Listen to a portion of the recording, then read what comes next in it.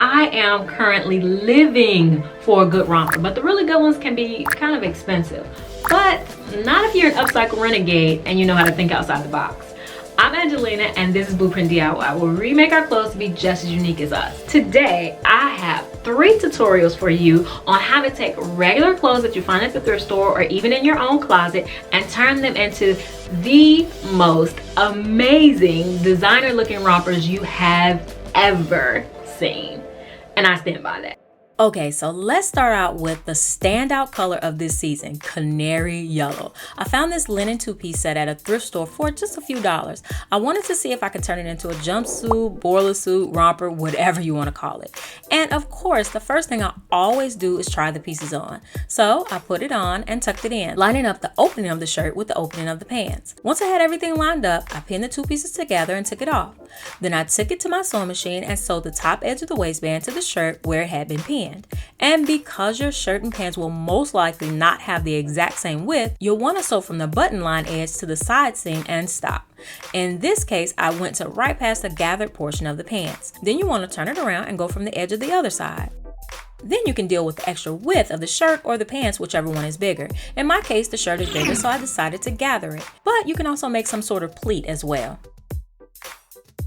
So I added a gathering stitch to the back portion of the shirt that hadn't been sewn to the bottom yet, gathered it until it was the same width as the pants, and then sewed it down to the pants. Once I was satisfied with how it looked, I cut the excess from the shirt and serged the edges. If you don't have a serger, just add a zigzag stitch to the edges. And if this tutorial was a bit too quick for you, I do have this full tutorial for anyone who signs up to be a Blueprint DIY Insider on my website. Click the link above if you're interested.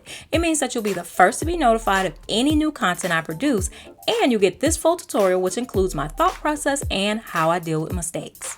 And of course, I will show you how I style all of these at the end. Okay, so what if you want a denim jumpsuit? You won't find too many denim 2-piece sets at the thrift store, but I fell in love with this denim top and proceeded to look for jeans to match. That way I could follow the same instructions that we just did and have a denim boiler suit. But that's when I learned something very interesting. My top is a woman's top and buttons right to left, just like most women's tops. However, all jeans, both men's and women's jeans, button left side over right side.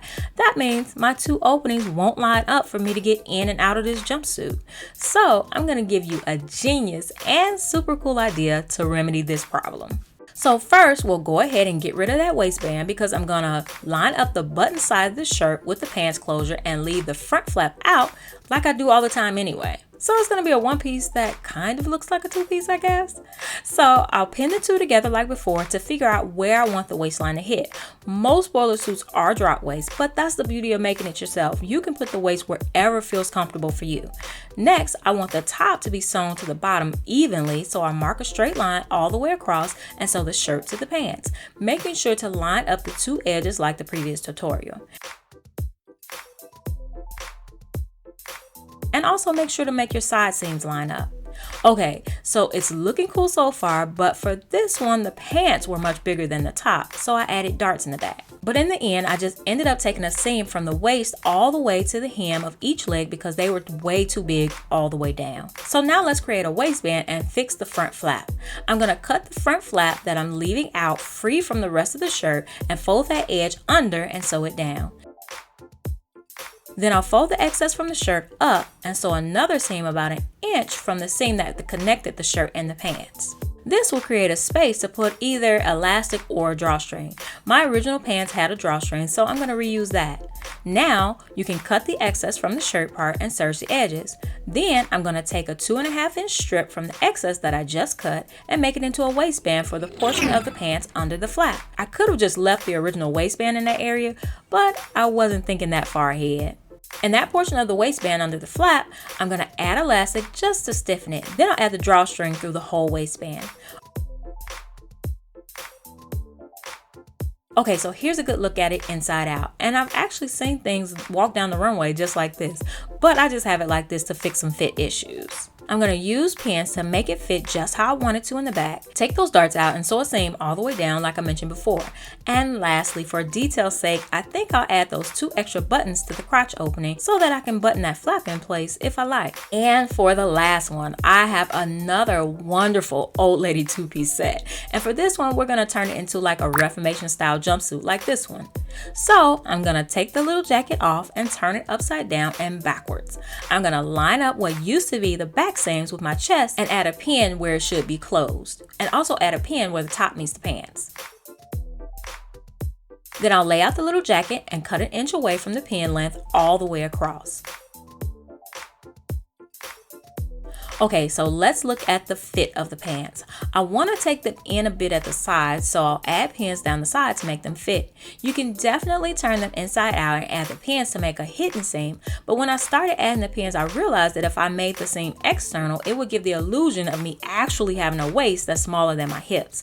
I'm pretty straight up and down, so this is the perfect solution for me.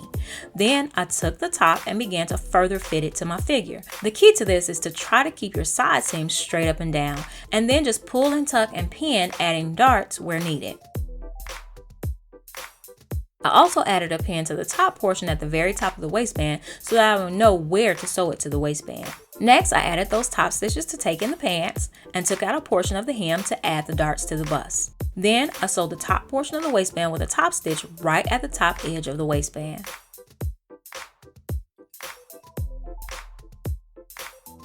When I got to the back, I didn't sew it all the way down to the edge because I wanted a little triangle peekaboo portion to be open in the back. And I actually cut off that gold hardware at the end. I didn't care for it. But to close it up just at the top of the triangle, I wanted to find some gold hooks, but I couldn't find any. So I'm going to use a bra strap extender. I'll cut the hook side from the eye side and sew one portion on each side of the top. I also hand stitched the edge of the hook side so that it wouldn't flap open. Now, it would be really cute strapless, but I really like those nice wide straps of the Reformation ones. So I'm going to use some strips from the little jacket to make some straps. My straps ended up being about 2 inches wide, and then I just sewed them down to the top in the front and the back. All right, if you haven't subscribed, definitely take a moment to hit that subscribe button and the notification bell so you don't miss a thing. All right, let's see the final look. All right, here's the yellow one. This linen and the bright color are perfect for summer, and I'm just amazed because it's super inexpensive and so easy to do. So definitely make sure you check that 2-piece section in your local thrift store the next time you're there. And with the scraps, I made these statement earrings, which you can definitely click the link above for the tutorial for that. And here's the denim one with the really cool flap out in the front. You can certainly dress it up, but I just chose to wear it casually. You guys know that what makes me the most excited about fashion design is the small details and nuances that go into making clothes. So this piece is just so me because it's like, is it a 1 piece? Is it 2 pieces? I don't know. And you can take it a step further and wear it very streetwear style. Open with a jersey underneath, or just let the top half hang down around your waist. Quite a number of you guys have been DMing me with requests for this style of upcycle, so this look is just for you guys. And speaking of DMs, I love answering you guys' questions and I always comment back. So definitely follow me on IG or Facebook since YouTube is still messing with people's comments over here. And lastly is the Reformation inspired jumpsuit. And of course, I always love my version better, mostly because it's made specifically for me. Once again, it's all about the details. You can see that taking the pants seam inward would have slimmed out the pants, but the outward seam makes my figure look more curvy. And I love that small triangle opening in the back. It's absolutely perfect for summer. And it's super versatile too. You can totally fold down the straps and wear a t-shirt or blouse underneath. So no matter your style, whether funky, street, or classic, I'm sure a good jumpsuit will fit in just right. Alright, give this video a big thumbs up to let YouTube know that you liked it. I'll see you in the next one. Bye.